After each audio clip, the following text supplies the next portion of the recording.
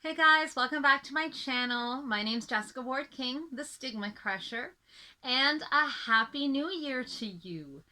So when this video is dropping, it is December 30th at 4 p.m. So hopefully you are watching in the very last hours of this year, 2022. The world has changed this year. My mental health has changed this year. So I just kind of wanted to do a year in review kind of situation and look forward to the next year in terms of my plans and my update for me. So 2022, where do I begin? I started out 2022, first of all, you may remember, with a New Year's resolution, and I wanted to update you on how I'm doing with that. So my New Year's resolution was to write every single day, even if it's only one word a day. I probably missed maybe 20 days out of the year, which I think is pretty good. I wrote consistently this year, and actually I started a bunch of really interesting and neat things. One thing that I'm really proud of is that I started blogging on a monthly basis with the Mental Health Commission of Canada. So I will make sure to go ahead and link them down below. There's also a couple of videos that I've done based on the blogs that have been posted there. I will make sure that I link those down below so you can go and have a look at their whole blog site and take a look for the ones that I've written. And there's some really exciting things coming out of that in the new year that I will not yet divulge, but some really exciting things coming out there.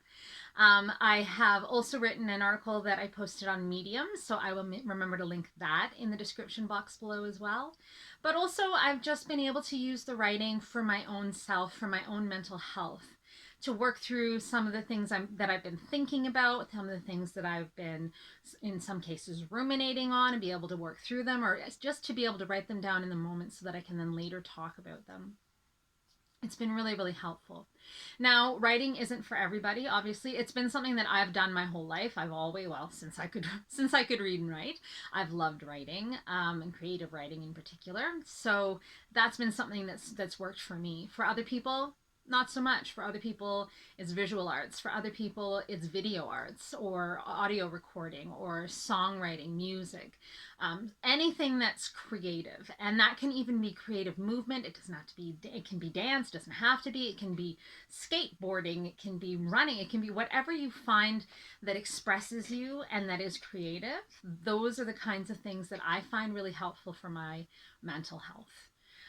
Something else that I know is helpful for my mental health and is helpful for my mental illness as well is exercise. And I'm going to go out on a limb here and say I don't do it enough, much at all, especially since the lockdowns started that 2-3 years ago now, and I started working from home most days. I find myself very sedentary, and it's really an effort to try to get some of that physical movement in, even if it's I mean, I'm never going to be a runner. I've got bunions and bad knees. I'm not going to be running. But I could definitely cycle or elliptical or whatever was not going to be difficult on my joints. I just need to get my heart rate going, or at least some flexibility, some movement in, even if it's light movement. And that's going to be my New Year's resolution for this year. I know, I'm a cliche. I know I'm a cliche. But I'm going to make this as low key as possible for myself. So just like last year, my New Year's resolution was write even if it's one word every day. I'm going to be saying for myself, physical activity, mindful, purposeful, purpose-driven physical activity, not walking because I have to get to the washroom, but like walking for the sake of walking, at least if it's only 5 minutes a day, every day. Obviously aiming for more, and I know, don't come at me, you people who know about fitness. We're starting small so that I don't fail. That's a big thing with me. I have this huge fear of failure, and when I fail at something, I just give up the ghost because I'm like, oh, I'm imperfect. I have failed. I'm not perfect. Therefore, I've failed. Therefore, there's no point in continuing. And this has always been a hang up of mine. And so if I start small, that's a better recipe for success for me. So I did well this past year with the writing. Let's see how I do with the exercise this coming year. And I will do a video soon on why exercise is so important for mental health. And this is obviously going to be from a more theoretical standpoint because obviously I am like all talk and no action at this point, but that's what I'm trying to change. In terms of 2022, what has changed for me, I spent, again, all of pandemic, so from March 2020, in a depressive episode, all the way up to August 2022. So 2.5 years of a depressive episode. In August 2022, I spent about 2 weeks euthymic, normal mood, that was really actually just a transition to hypomanic and then manic, and spent a month manic. And that was amazing and awesome and terrifying and scary and not good all at the same time. So going from depression, major depressive episode, a quite serious one. I was moderately to severely depressed most of the time, to euthymic, where I was like, oh, thank God it lifts, to even better than euthymic mood, is a fantastic transition that was amazing to experience and that I also would not wish on my worst enemy. So finally having the depression lift. I'd been fighting for so long, fighting hard for so long. To get that depression to lift. I literally began like my first days of 2022 on ketamine treatment trying to lift the depression. The ketamine treatment didn't give me any benefit whatsoever. In fact, it made things worse. Probably not due to the ketamine, probably due to the letdown from the ketamine not working. And so I was even more hopeless beginning 2022 than I'd been the whole time, the whole depressive episode. And it didn't look like anything was going to lift this depression. I was suicidal, I was having suicidal ideation at the beginning of 2022 that lasted well into 2022. And I was pretty resigned to, well, this is going to be years and years and years of this. Nothing's working. All the meta changes that in the world are not working. And I was getting pretty hopeless. And then to find that a particular med change that we tried almost off the cuff, as a result of a patient conference with a bunch of different psychiatrists. So my psychiatrist kind of arranged for me to see a bunch of psychiatrists together, to put our heads together to see what we could come up with that we hadn't already tried. And there were a couple of recommendations. So we tried a couple, like, hey, what have you got to lose? And that seemed to shift things. And then it shifted them too much, as I say. And it wasn't, if it was just elated mood, if it was just great mood, that would have been fantastic. Better than great mood is fantastic. But it was really just more than normal energy. And there was hypersexuality, which, again, after having difficulty being sexual at all with my partner, and then for 2.5 years, and then going to suddenly wanting to be very sexual. At first, this is a great thing until it's too much of a great thing, if you know what I mean.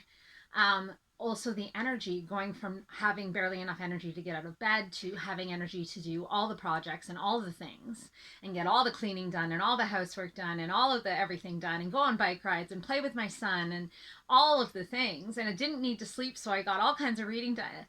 And it's great until it's too much of a great thing. The mood went from good to great to expansive to irritable, like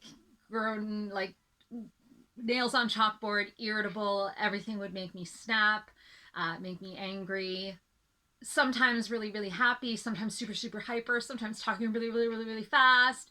My mind was racing. I was trying to do some really delicate negotiations at work, but I found that my mind was racing and like things popping into my mind, things that I wanted to pop out of my mouth, but like I knew enough, I can't be saying these things and trying to keep them in. And so it very, very quickly went from, wow, this is fantastic, to, oh my God, I have to stop this.